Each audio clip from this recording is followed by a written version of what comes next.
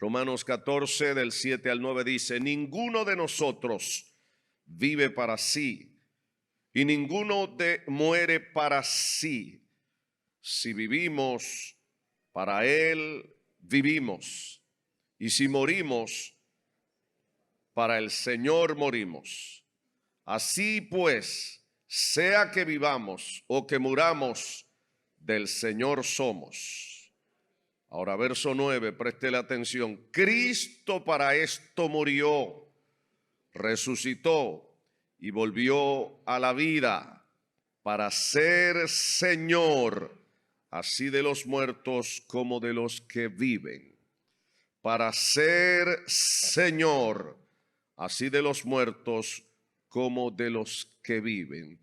¿Te atreves a acercarte a alguien y decirle: Cristo murió y resucitó para ser el Señor de los vivos y de los muertos? Para ser el Señor de los vivos y de los muertos. Padre, gracias por tu palabra. Habla a nuestros corazones. Glorifícate en esta hora. El nombre de tu amado Hijo Jesucristo sea exaltado, tú seas glorificado, cada vida sea tocada por tu Espíritu Santo. Danos la gracia, la sabiduría, tu santa unción para trazar tu palabra como tú quieres, como te agrada a ti, Señor, y que tú traigas arrepentimiento, conversión a los corazones. Señor, que tú traigas, Señor, iluminación a nuestras vidas, a nuestras mentes, a nuestro ser, santificándonos, quebrantándonos, pero ayudándonos, Señor, a ser verdaderos siervos tuyos. En el nombre de Jesús, amén y amén. Pueden sentarse, denle el aplauso al Señor, déselo fuerte si se lo va a dar.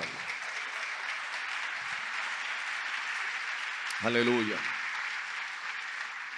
Este capítulo 14 de la carta a los Romanos es un capítulo que está enfocado en problemas que enfrentan los débiles en la fe. De alguna manera, cada uno de nosotros ha tenido o tiene algún tipo de debilidad en la fe. La forma de resolver eso es madurando, creciendo y madurando en el Señor. Y la madurez te lleva a saber enfrentar dilemas, problemas, situaciones de la manera correcta sin que eso afecte tu relación con el Señor. La historia está llena de gente que cuando han venido situaciones duras, difíciles a su vida, se han desilusionado y se han apartado del Señor. Algunos cuando han tenido alguna pérdida de un ser querido, que esperaban que el Señor los sanara, que el Señor los mantuviera vivos, que el Señor hiciera un milagro, y como quizás no ocurrió aparentemente, entonces se llenan el corazón de incredulidad y de enojo y se apartan del Señor. Uno de ellos fue Carlos Marx y otros tantos. La historia está llena de ese tipo de ejemplos. Y esto habla de una debilidad en la fe, de no entender quién es Dios y no entender que Él es el Todopoderoso y es el ser más grande al que debemos no solamente adorar, sino temerle, honrarle y vivir para Él amándole también.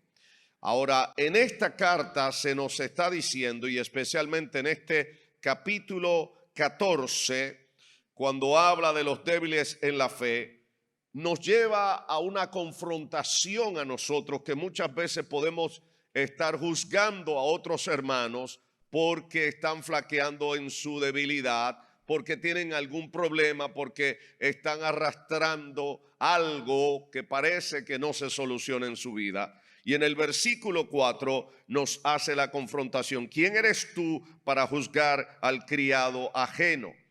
A veces nosotros podemos creernos que somos la mamá de los tomates y creemos que nosotros sí somos los tremendísimos y caerle encima a otras personas sin tomar en cuenta nuestras propias debilidades.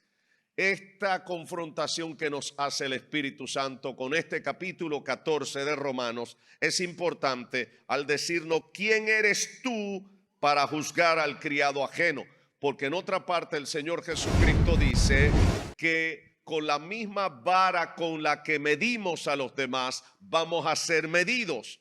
Si somos inmisericordias al tratar a los demás, asimismo Dios nos va a juzgar y nos va a tratar a nosotros. Si somos duros al tratar a los demás, corremos el riesgo también de ser tratados con la misma medida por parte de Dios.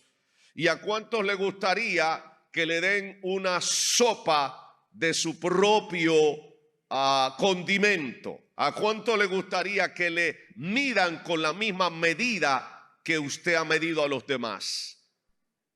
¿Habrá alguien así? Por eso Jesús en Mateo capítulo 7 nos advierte y nos dice: no juzguéis para que no sean juzgados. Ahora, donde quiero llegar es básicamente a estos versículos 7 al 9 de la carta a los Romanos. Capítulo 14, versículos 7 al 9. Porque está diciendo verdades sumamente importantes, pero que son incómodas a veces. Recuerdo que escuché a alguien decir que el fin de la vida y el fin de ser cristiano es para alcanzar la felicidad. Y que el propósito de Dios es que seamos felices. Y eso lo dijo alguien que cuando reprendimos esa herejía, hasta se fue de la iglesia. Porque la mayoría de nosotros está, escúcheme bien, formateado a esa mentalidad del mundo que le encanta el hedonismo, le encanta la vida de placer, la vida de felicidad, pero nos encanta también huir de la realidad. Y esa filosofía de que tú y yo vivimos y el propósito de Dios es que tú y yo seamos felices, ¿sabe de dónde nace? Nada más y nada menos que un libro de filosofía de uno de los grandes filósofos griegos llamado Platón. En uno de sus libros dice que el fin de la vida es ser feliz. Pero eso no es lo que dice la Biblia. La Biblia no dice eso, aunque la Biblia tampoco dice que Dios te creó para hacerte un desdichado, pobre y desnudo. Dios no te creó para eso. Pero recuerde algo que muchas veces hemos perdido de perspectiva. Fuimos creados perfectos, con toda la libertad para amar a Dios, para servir a Dios, pero con la responsabilidad de administrar correctamente nuestra libertad.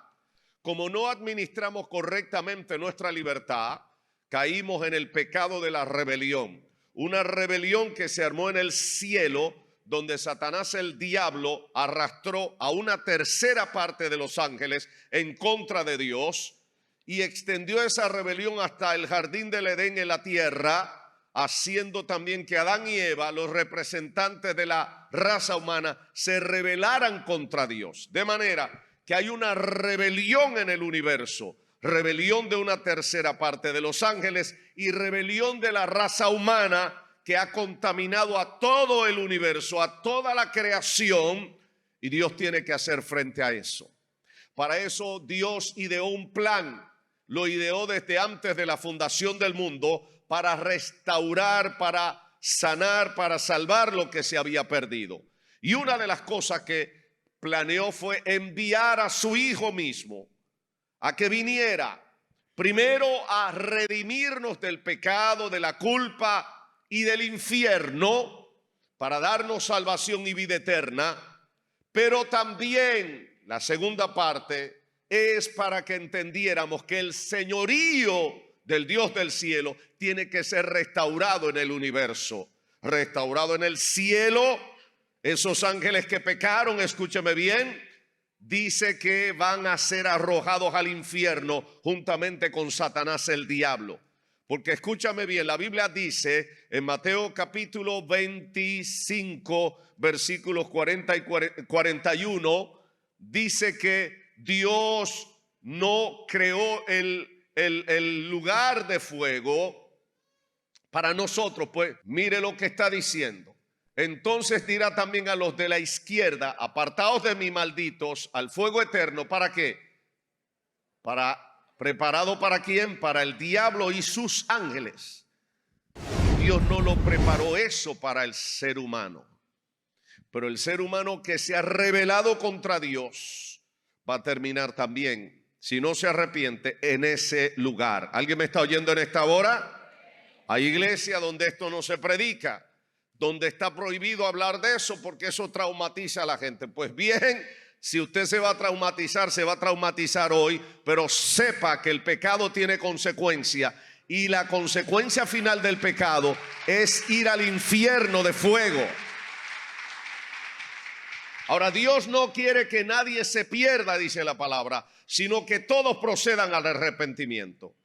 Y el plan de Dios, por el que envió a su Hijo Jesucristo a morir en la cruz del Calvario y a resucitar, está aquí. Romanos 14.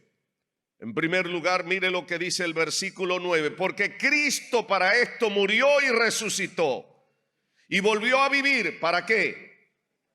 ¿Para ser qué?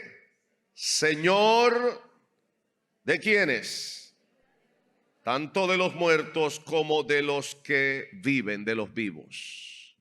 Cristo, escúchame bien, murió, resucitó al tercer día, volvió a vivir. ¿Para qué? Para ser Señor, tanto de los que viven como de los que han muerto. ¿Y qué significa esto? ¿Qué implicaciones tiene esto? Abróchate los cinturones. No sé si será muy emocional lo que estoy predicando, pero créeme, esta es una de las cosas más determinantes en la vida cristiana. Repito, hace un rato dije que hemos sido moldeados por la sociedad, por la cultura, una cultura hedonista que nos invita al placer, al disfrute. Y se nos olvida que el plan de Dios no es necesariamente darte placer y disfrute, aunque en el cielo, en la vida eterna, el disfrute será eterno, sin límite en la presencia del Señor. Pero lo que llega a eso, lo primero que tú y yo tenemos que aprender y entender es que Cristo murió y resucitó. ¿Para qué? ¿Para hacer qué? No los oigo. ¿Para hacer qué? Para ser el Señor de nuestras vidas. Escúchame algo. Esa expresión Jesucristo como Señor aparece en el Nuevo Testamento alrededor de 600 veces. Ahora, Cristo como Salvador de nuestras vidas aparece alrededor de 15 a 20 veces. O sea, Dios está comunicándonos que lo más determinante que tú y yo tenemos que aprender, no es solo que Cristo nos salva del pecado, es que Cristo debe ser el Señor de nuestras vidas. ¿Alguien me está oyendo en esta hora? Y este es el más grave y grande problema que confronta la raza humana y que confrontan los cristianos y pseudocristianos. Porque todo el mundo dice, Él es mi Salvador, aleluya. Sí, Él me salvó, me libró del pecado y me perdona y me lava y me limpia. Pero casi nadie va al punto de decir, Él es mi Señor. Porque entender esto trae consecuencias eternas.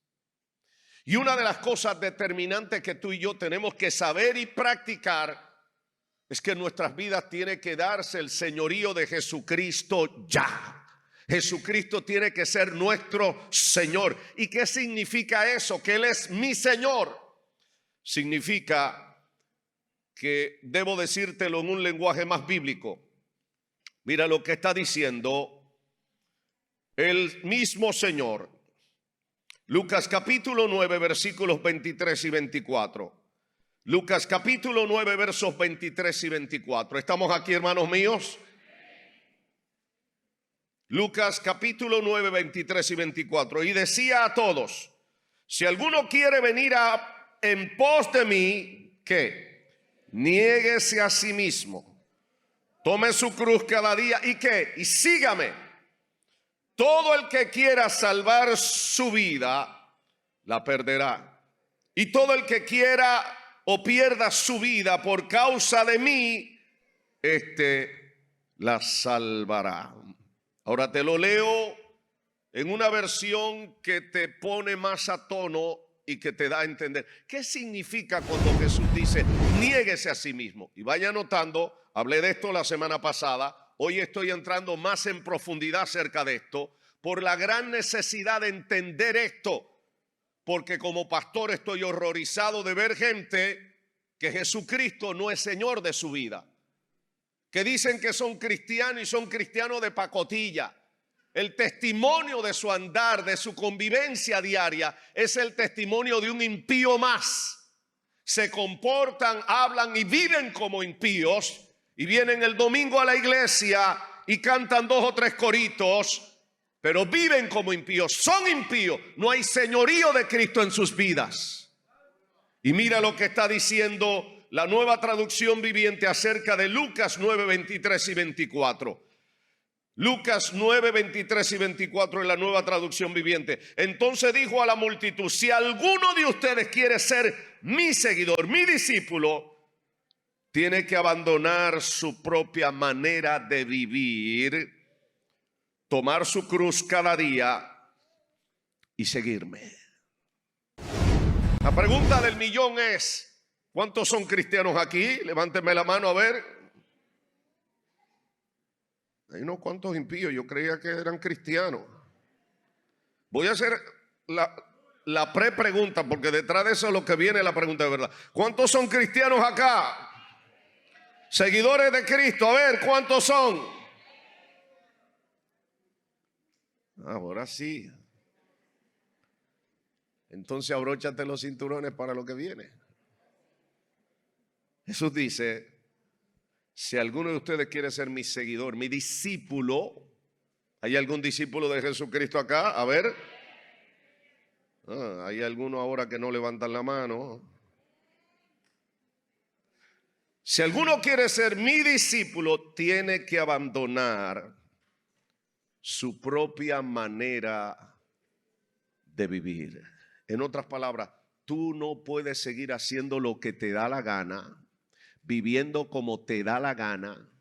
Tú no puedes seguir obrando de acuerdo a tu carnalidad. Tú no puedes seguir moviéndote y haciendo lo que te da la gana, porque tú dices, yo soy un ciudadano libre para hacer lo que yo quiera. Desde un punto de vista humano, sí.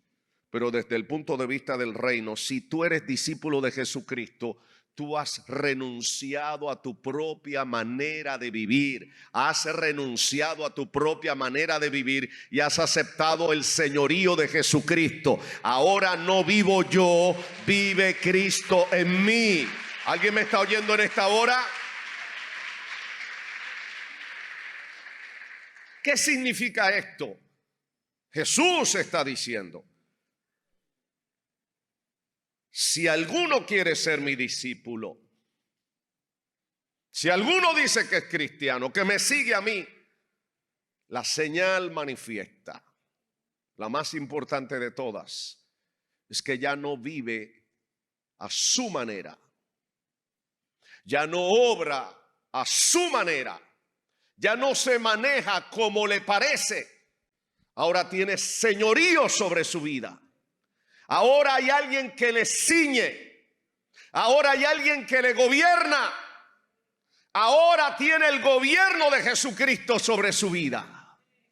Y esto es tan importante que cuando Cristo ora, en la oración del Padre Nuestro, lo señala y dice, Padre nuestro que estás en los cielos, santificado sea tu nombre. Y entonces viene, vénganos tu reino. Y cuando dice venga tu reino, lo que está diciendo es venga tu gobierno, venga tu señorío. No solamente decir ven ya, no, es decir venga tu gobierno, tu señorío sobre nuestras vidas. La pregunta es, ¿existe el señorío de Cristo sobre nuestras vidas? ¿Estamos sujetos a Cristo? Tomamos las decisiones de acuerdo a lo que Cristo dice, a lo que Él dice en su palabra, o de acuerdo a nuestras emociones y sentimientos, de acuerdo a lo que se nos ocurra, de acuerdo a lo primero que nos pase por la cabeza, al primer pensamiento que tenga cuando estoy enojado. Eso es lo que voy a hacer, o voy a hacer conforme a lo que el Señor dice. ¿Alguien me está oyendo en esta hora? ¿Hay alguien en casa todavía?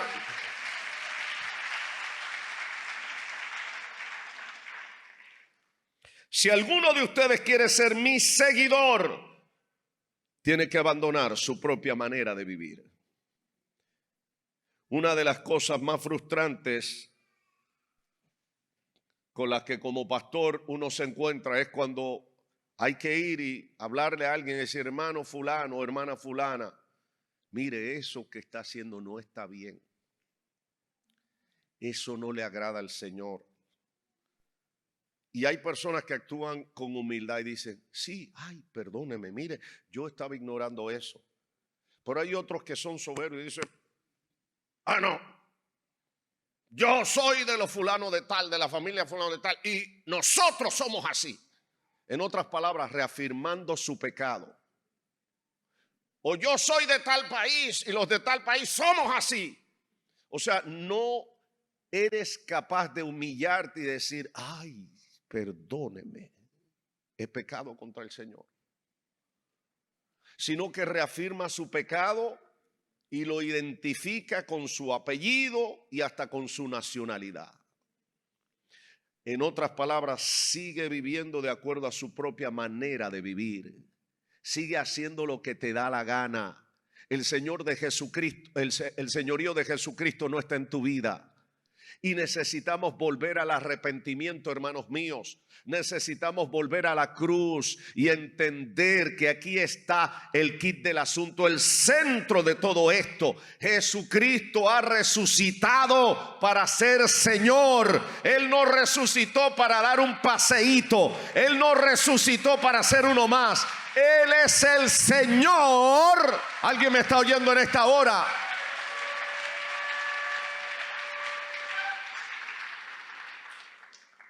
La pregunta es: ¿Él es el Señor de mi vida?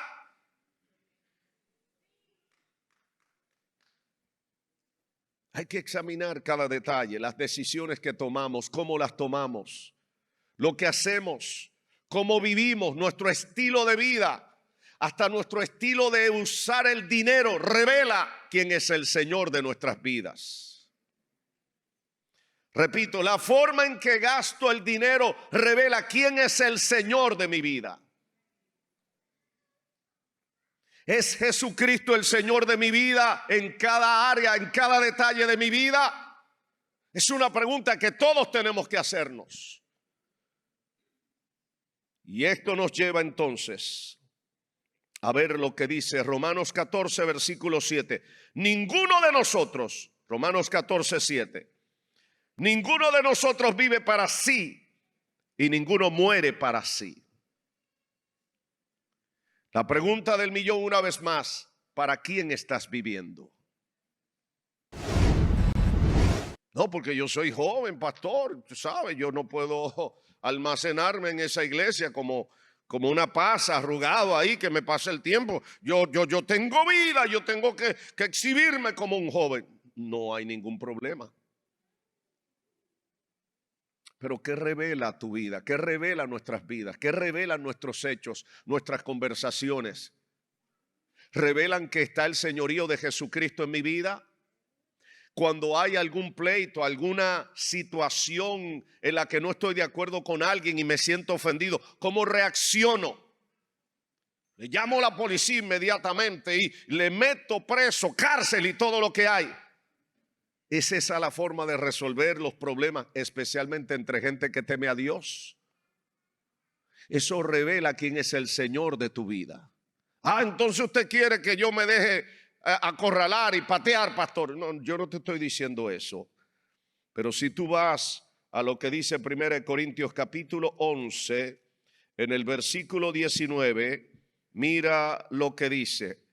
1 Corintios 11, 19. porque también conviene que haya divisiones entre ustedes, para que se ponga de manifiesto quién de ustedes son los que están, ¿qué? Aprobados. Porque es preciso que entre ustedes haya disensiones. No estamos de acuerdo, estamos en conflicto, y en medio del conflicto allí se va a manifestar el carácter verdadero que tenemos. El que está aprobado por el cielo, ¿sabe qué tipo de carácter va a manifestar? Un carácter sometido a Cristo. El carácter de Cristo. ¿Cuál es el carácter de Cristo? La Biblia lo dice. Gálatas capítulo 5 habla de eso. Pero para que sea más claro, Jesús dijo, aprendan de mí que soy ¿qué? Manso y ¿qué? Y humilde de ¿qué? De corazón. Y dice, y hallarán descanso para sus almas. ¿Tú quieres ver una persona súper mega agitada? La persona que no ha aprendido a tener señorío de Jesucristo en su vida, que no ha aprendido a imitar, a reflejar el carácter de Cristo en su vida, vive con una agitación en el alma increíble. No tiene paz, no tiene sosiego y todo lo quiere resolver con golpe y violencia. Todo lo quiere resolver con cárcel y una serie de cosas.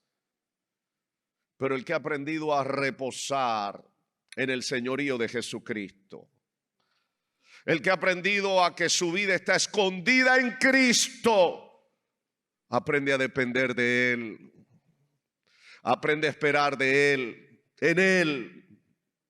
Aprende que aunque en la vida te van a decir, véngate, agarra, cáele encima al otro y sácale por la costilla todo lo que te ha hecho.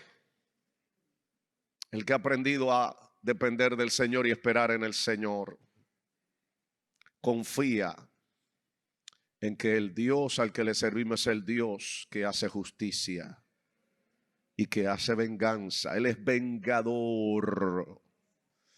Y dura cosa es caer en las manos del Dios del cielo, del Dios vivo.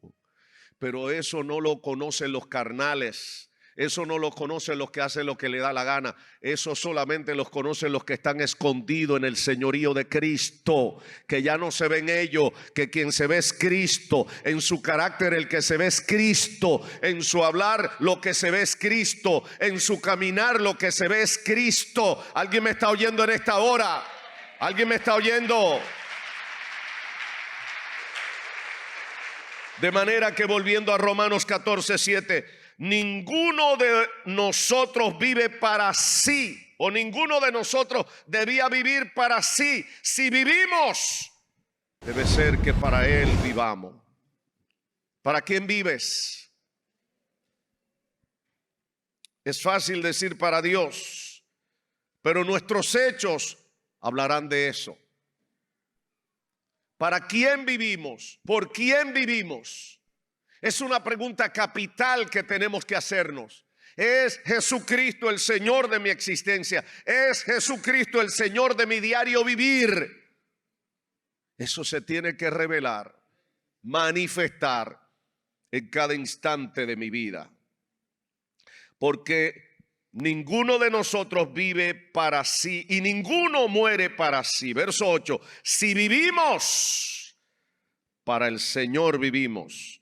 Y si morimos, para el Señor morimos. Así pues, sea que vivamos o que muramos, somos del Señor.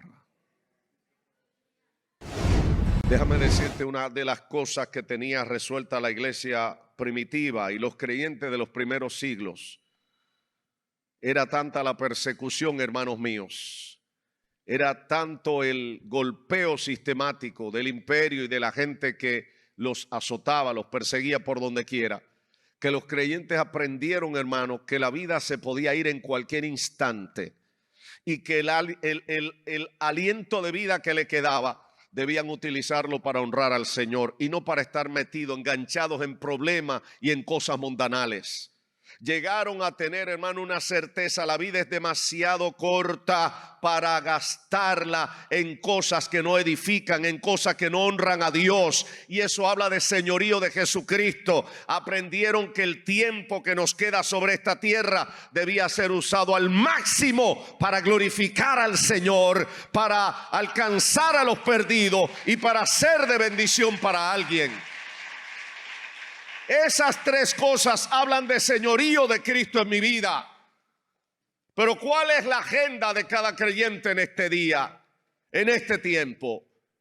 Una agenda sumamente superficial, envueltos en cosas banales, en cosas triviales que uno dice: pero en eso y para eso inviertes tanto dinero, en eso y para eso estás envuelto gastando tanto tiempo. En cosas que no edifican, en cosas que no glorifican al Señor, en cosas que no alcanzan a los perdidos. Eso habla de que no hay señorío de Cristo. ¿Para quién vivimos, hermanos míos? ¿Por qué estás aquí? ¿Estás consciente de que en cualquier momento se nos acaba el aliento de vida, el tiempo que se nos ha dado sobre esta tierra?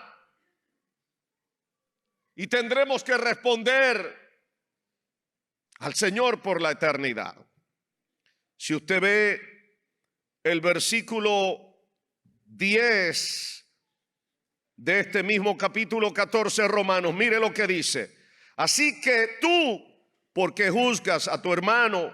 O tú también, ¿por qué menosprecias a tu hermano? Note esto: todos compareceremos ante el tribunal de Cristo, pues escrito está, verso 11: vivo yo, dice el Señor, que ante mí se doblará toda rodilla y toda lengua confesará a Dios. Toda lengua confesará que Jesucristo es el Señor, dicen otras porciones bíblicas. Escúchame bien, ahora Dios nos da la oportunidad de confesarlo voluntaria y gozosamente. Él es mi Señor, me someto a Él, lo que Él diga eso se hará. Caminaré en su palabra, viviré en su palabra, me sujetaré a su palabra. El que no lo haga ahora libre y voluntariamente, mañana tendrá que hacerlo forzosamente, porque toda rodilla se doblará y cada lengua confesará que Jesucristo es el Señor.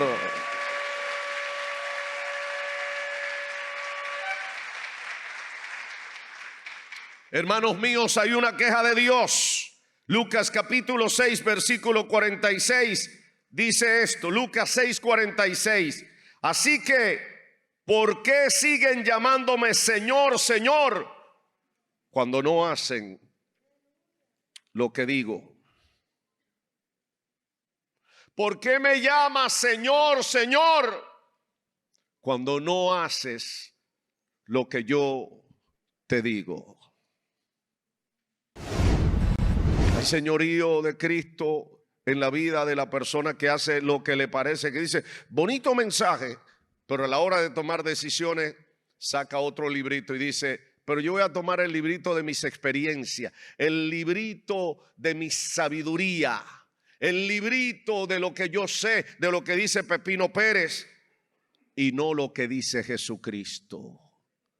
Y por eso hay matrimonios derrumbándose, porque están edificando la casa sobre la arena, donde no hay fundamento, sobre lo que dice fulano, lo que dice la sociedad, y no sobre lo que el Señor ha dicho. La casa que se cae, el hogar que no prevalece, que no permanece firme, es el hogar donde, escúchame bien, se hace la voluntad de ellos y no la voluntad del Señor. El hogar que no prevalece es un hogar donde no se obedece a Cristo, donde no se hace la voluntad del Señor, sino lo que me parece, lo que mi corazón me dicta. Donde hemos dejado de obedecer al Señor, donde el esposo ya no practica lo que Dios le ha ordenado con respecto a su mujer. Le dice, maridos, amad a vuestras esposas. Y eso implica cuidarla, sustentarla, tratarla como a vaso frágil.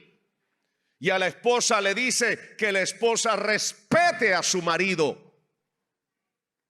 y que se sujete a él. Eso suena como mala palabra por el libertinaje que hay en este tiempo, por la gran supuesta liberación que hay en este tiempo, que es el desastre más terrible que hay. Nunca en la historia de la humanidad había existido una pestilencia de hogares destruidos tan grande como en este tiempo. El tiempo en que más libertad hay es el tiempo en que más desacato a la voluntad hay. Porque una vez más se está administrando la libertad mal.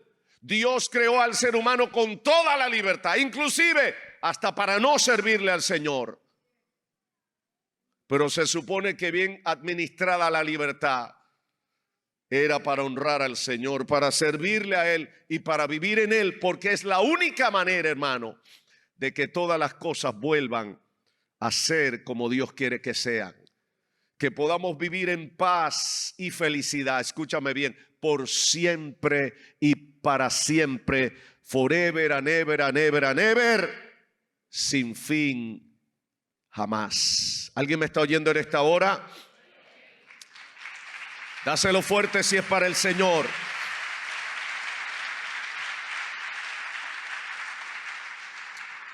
En Mateo capítulo 7, versículo 23, mira lo que está diciendo. Mateo 7, 23. Entonces le declararé, nunca los conocí. Apártense de mí, hacedores de ¿qué? Ahora mira el versículo 22 para que entienda de qué está hablando. Verso 22. Muchos me dirán en aquel día, Señor, Señor, escucha. Señor, Señor, esa palabrita, llamar al Señor tan fácil. Él es mi Señor, sí, Jesucristo es el Señor. Programas de radio, de televisión en América Latina, casi todo el mundo diciendo, Dios te bendiga. Bendiciones, pero son más malos que el diablo, impíos, súper impíos. Y hablan del Señor, el Señor, el Señor, el Señor, pero ningún señorío real de Jesucristo. ¿Sabe cuál va a ser la sorpresa en la eternidad? Muchos le dirán en aquel día, Señor, Señor, no profetizamos en tu nombre. Muchos falsos profetas. Se ha convertido en una pestilencia por todas partes, redes sociales y por todas partes. Gente dando profecía que no se cumplen, pero lo peor del caso es que lo seguimos aplaudiendo. Y pastores que siguen invitando a esa gente. Y peor todavía, cantantes. Pero es que él canta bonito, ella canta bonito, pero es una falsa profeta, es un falso profeta. Ay, pero usted está un poco alterado porque, hay que tener misericordia. Esa persona está bien que fallara, pero Dios le da la oportunidad. Es que la Biblia no admite ese tipo de cosas. Alguien que está profetizando falsamente debe ser desterrado, debe ser extirpado, debe ser sacado del ministerio. ¿Alguien me está oyendo en esta hora? Si se lo va a dar al Señor, dáselo de verdad.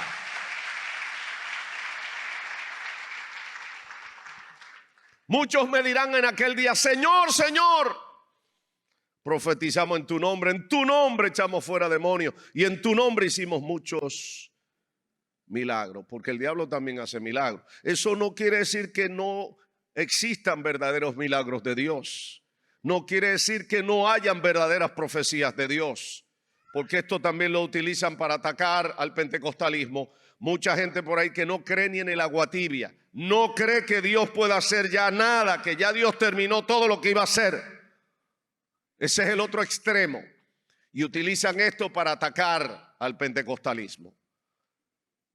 Sí hay que admitir que hay gente que está desenfrenada, hermano, hablando disparates, viviendo una vida loca, desenfrenada, sin señorío de Cristo en su vida, sin temor de Dios.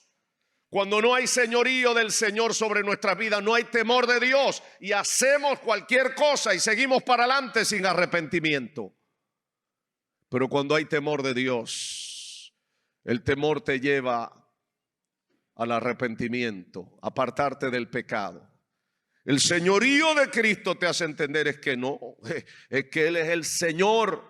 Yo me debo a Él, yo estoy sujeto a Él. Yo tengo que caminar de acuerdo a lo que Él dice. Yo tengo que vivir de acuerdo a lo que Él ha establecido. Hermanos míos, mucha gente le va a pasar esto, va a tener esa sorpresita en aquel día. Se están dejando llevar de cosas, de la atmósfera, de yo siento. No todo puede ser yo siento. Hay que volver a la palabra. Hay que volver a la palabra. Y mira lo que dice el verso 23 entonces. Verso 23 allá arriba, por favor. Y entonces les declararé, nunca los conocí. Ahora, ¿por qué el Señor dice, no te conozco? Apártate de mí. ¿Por qué? Porque eran hacedores de maldad. En otras palabras, no había señorío de Cristo sobre su vida. El problema no estaba en que milagros o no. El problema está en qué tipo de vida vivo. ¿Cuál es el fruto que estoy dando? Jesús lo dijo claro. Por sus frutos los van a conocer. No diga que Jesucristo es el Señor de tu vida cuando tú vives haciendo maldades, cuando tu vida se mueve en la maldad, en el engaño, cuando tu vida se mueve de acuerdo a los cánones del diablo y no de acuerdo a los códigos del cielo, no de acuerdo al señorío de Jesucristo. Necesitamos volver a la palabra. Necesitamos que en nuestras vidas sea restaurado el señorío de Jesucristo. Vuelvo a Romanos 14, versículos 7 y 9. Ninguno de nosotros vive para sí y ninguno muere para sí.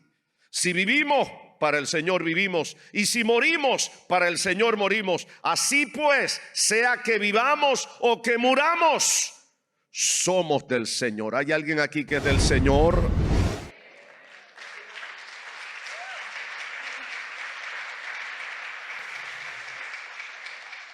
Versículo 9, porque Cristo para esto murió y resucitó y volvió a vivir. ¿Para qué? Para ser Señor, así de los muertos como de los que viven. O sea, después que pasa todo y que tú ves una serie de cosas, el gran objetivo es, al final de todo, no solamente redimirnos, pero el gran objetivo es que Él sea el Señor de todos, en los cielos, en la tierra, en todo el universo.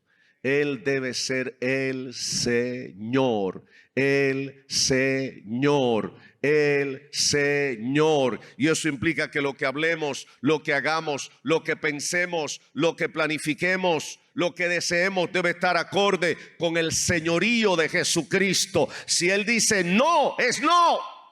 ¿Alguien me está oyendo en esta hora? Pero santa situación,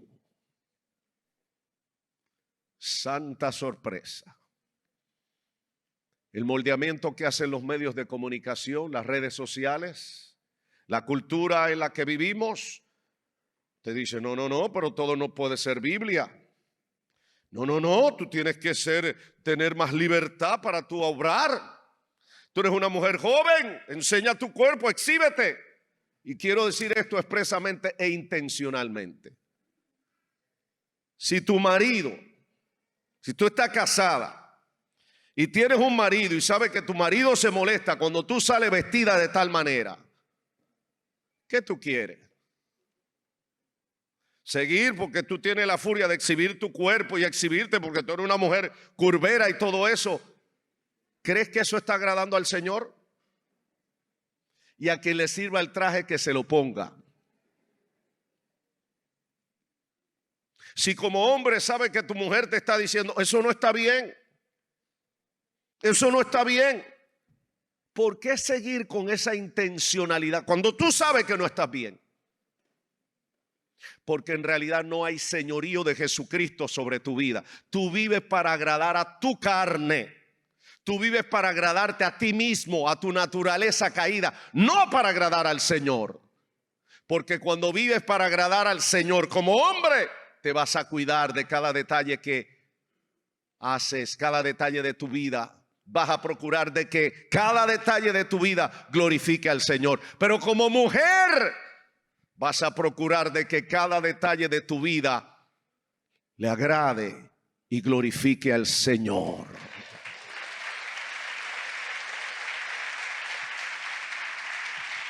Pastor, ¿y usted qué quiere? Que estas curvas que Dios me dio no las exhiba. Bueno, si tú te crees que eres una autopista, exhíbete. Dale para adelante. Te encontrará un día despertando en el infierno, porque estás diciendo que tú no vives para Cristo.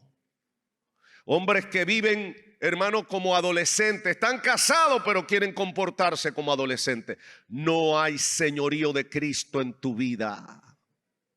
No lo hay. Todo lo quieren resolver con violencia, pegarle a la mujer. Eres un salvaje. No tienes señorío de Cristo sobre tu vida. Porque la Biblia dice en la carta a los Romanos capítulo 10 que el verdadero amor no hace daño al prójimo. Eso lo dice el Señor en su palabra. Por lo tanto, yo debo sujetarme a esa palabra, vivir esa palabra. ¿Alguien me está oyendo en esta hora? Puedes brincar, saltar y hacer todo lo que te dé la gana, pero si en tu vida no está el señorío de Cristo, estás perdido. Si en tu vida no hay temor de Dios, estás perdido. Y todo se reduce a esto: señorío. Señorío. Él es el Señor. Él es el Señor del universo. Él es el Señor y tú y yo debemos temerle, honrarle, adorarle. Tú y yo debemos caminar con temblor y temor delante de Él.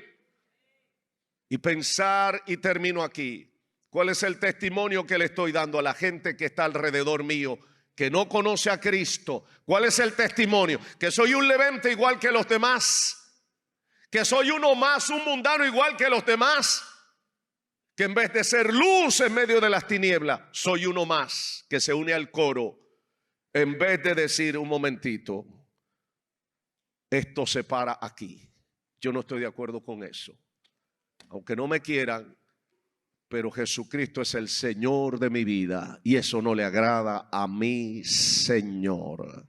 ¿Alguien me está oyendo en esta hora? ¿Te pone de pie ahí donde estás?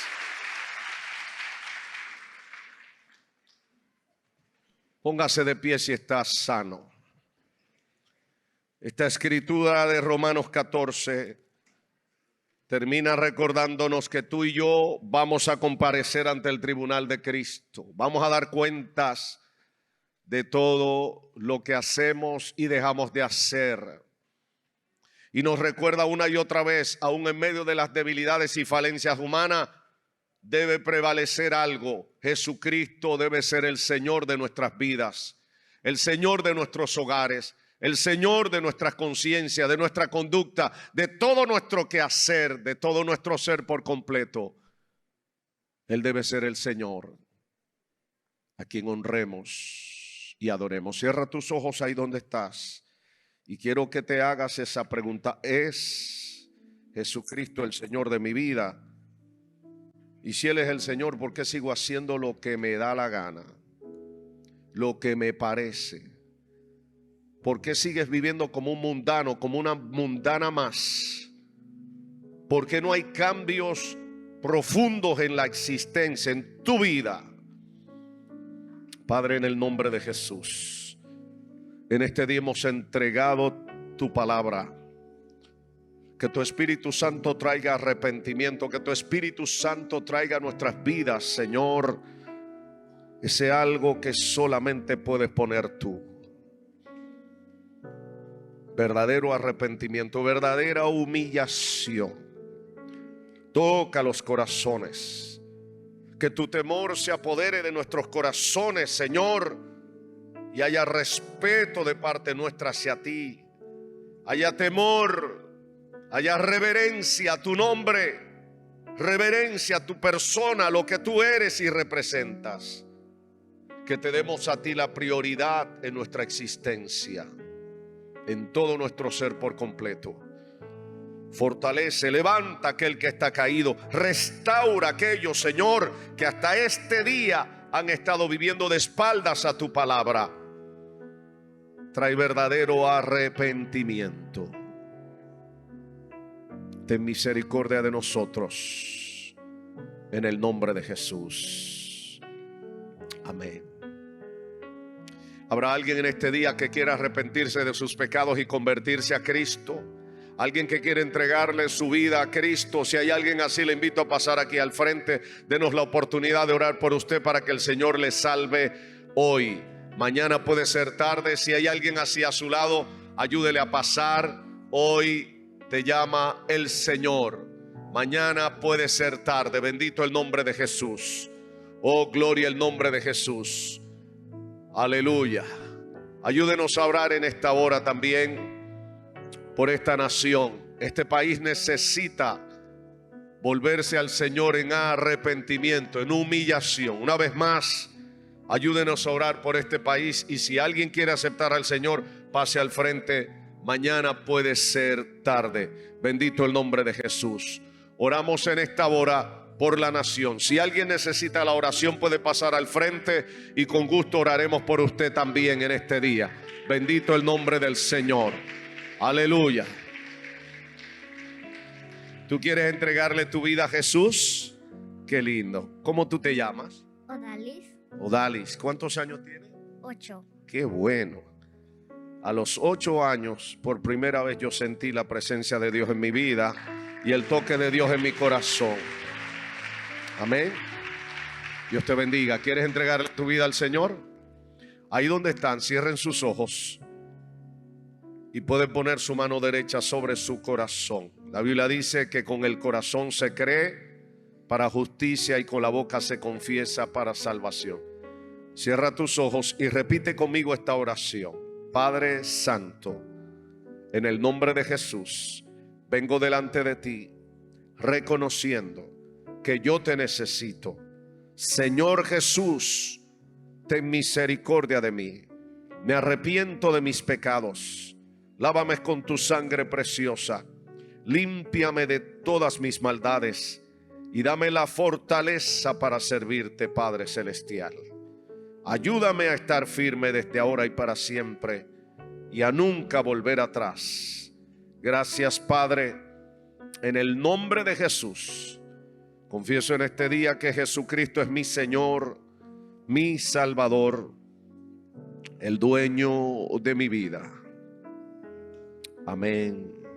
Amén. Padre, fortaléceles, ayúdales a estar firmes desde ahora y para siempre.